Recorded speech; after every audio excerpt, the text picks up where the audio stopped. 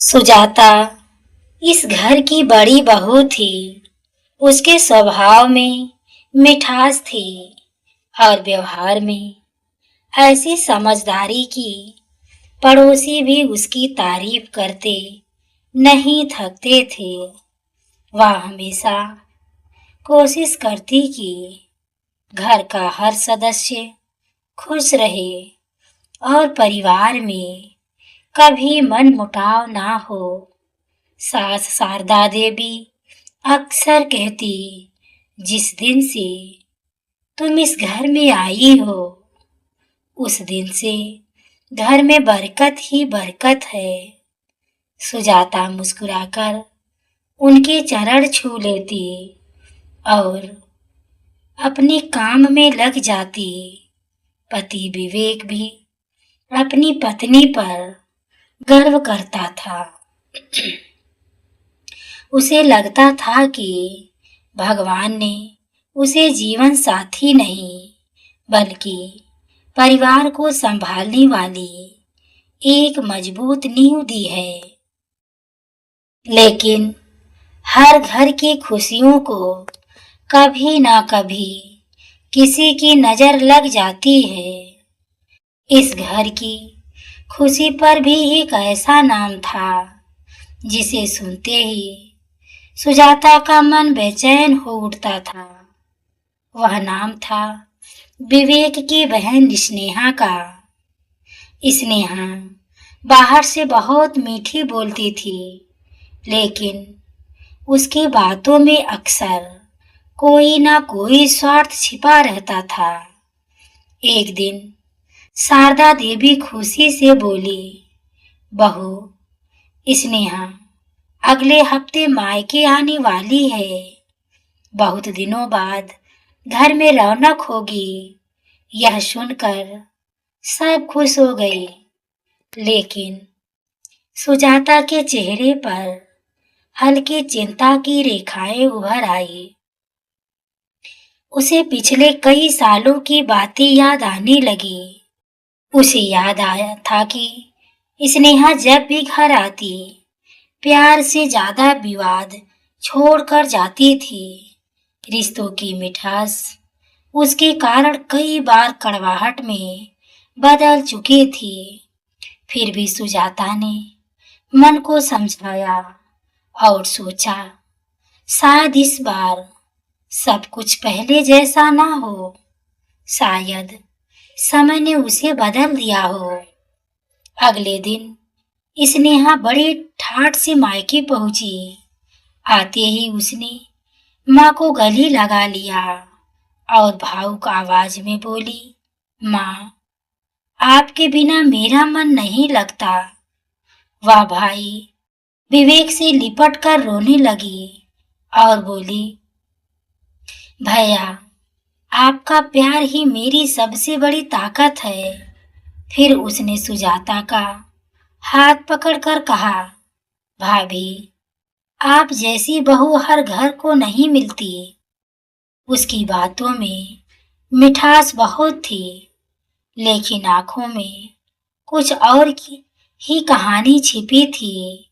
सुजाता चुप रही, क्योंकि वह जानती थी कि हर मीठी बात सच्ची नहीं होती। कई बार मुस्कान के पीछे सबसे बड़ा धोखा छिपा होता है।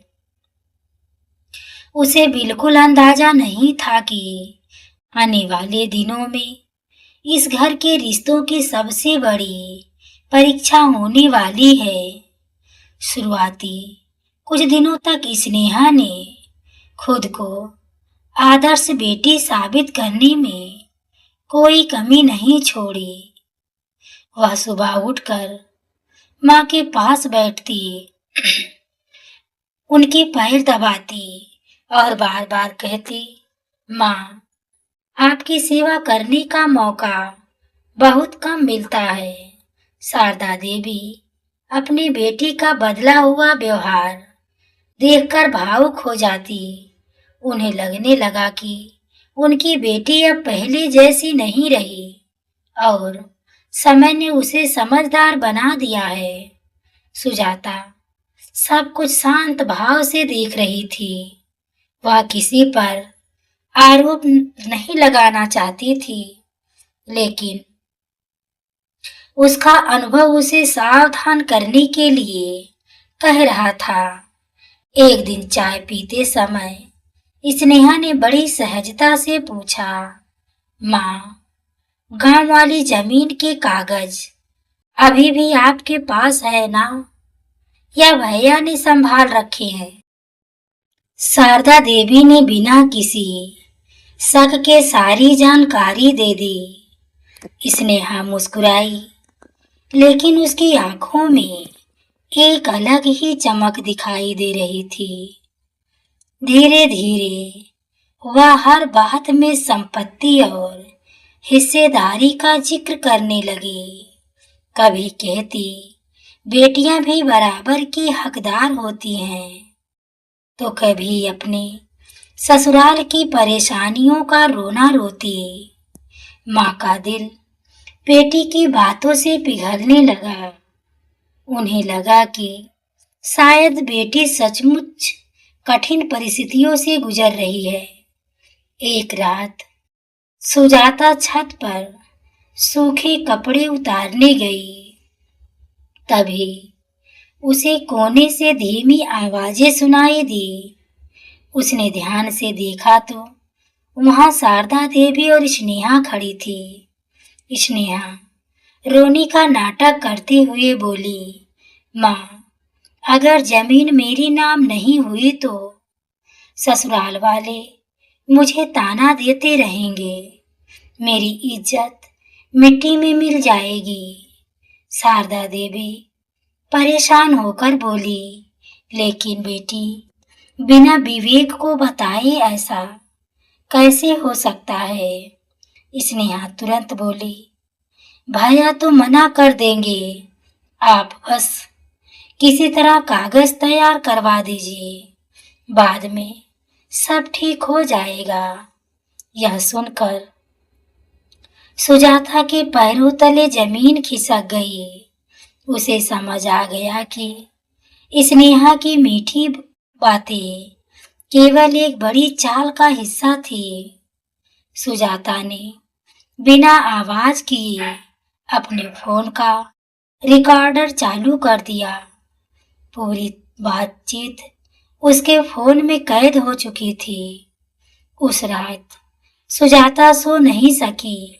वह सोच रही थी कि सच सामने लाने का सही समय क्या होगा, क्योंकि जल्दबाजी कई बार रिश्तों को हमेशा के लिए तोड़ देती है।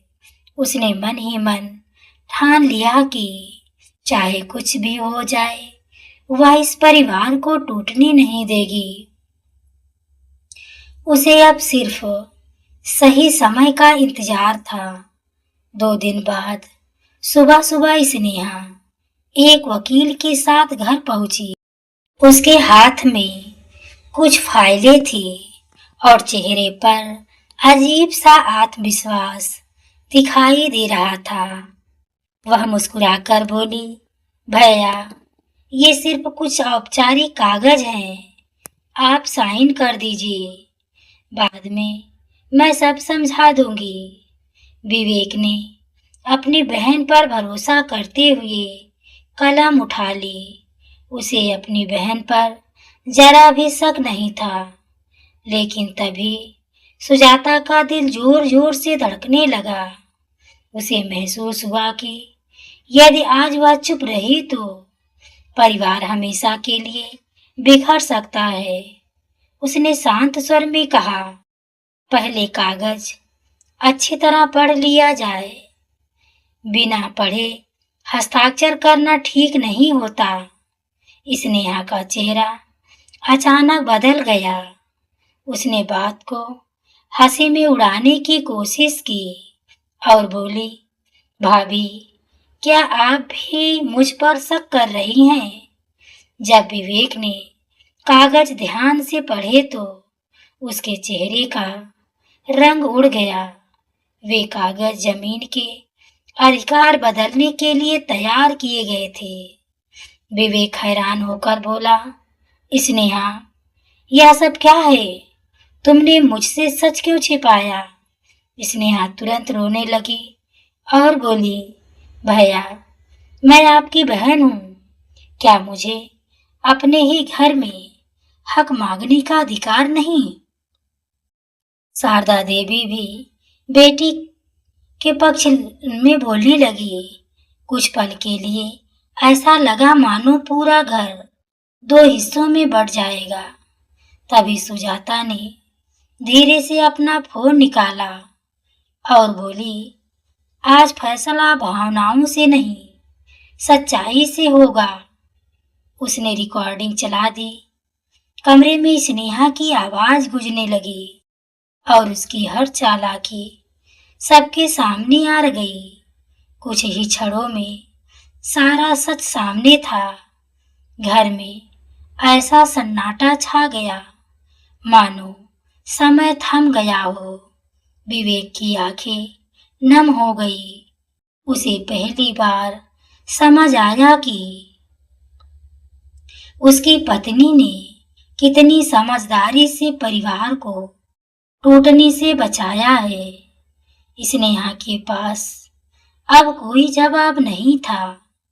झूठ की दीवार एक ही पल में ढह चुकी थी और सच्चाई की जीत हो चुकी थी।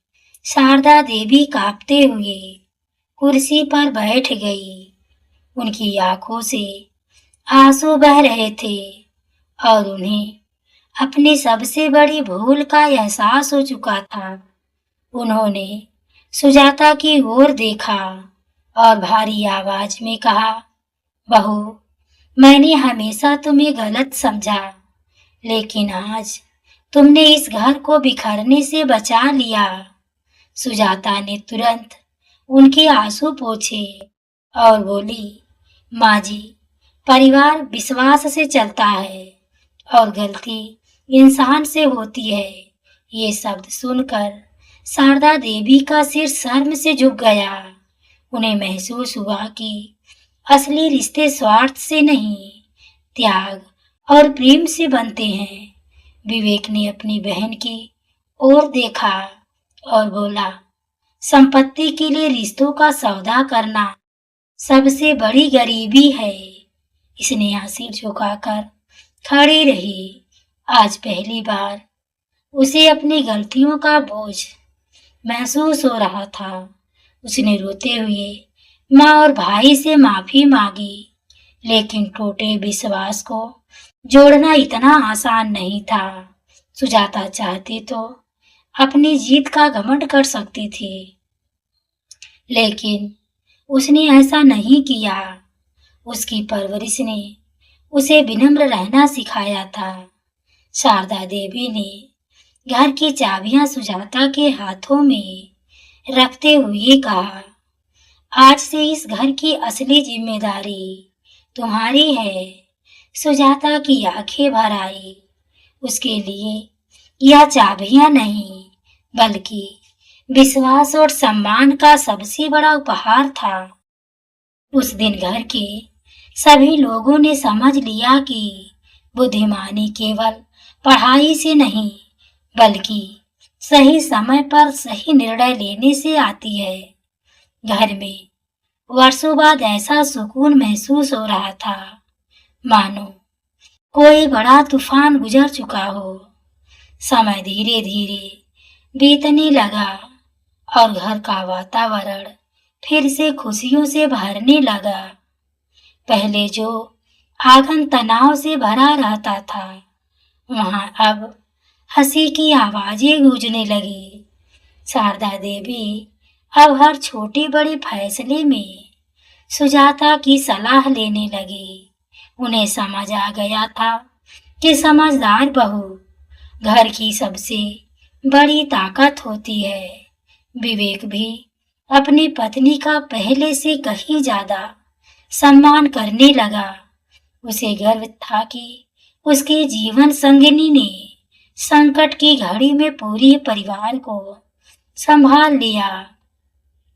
सुजाता ने कभी किसी के सामने अपनी अच्छाइयों का बखान नहीं किया, वह पहले की तरह ही शांत और विनम्र बनी रही।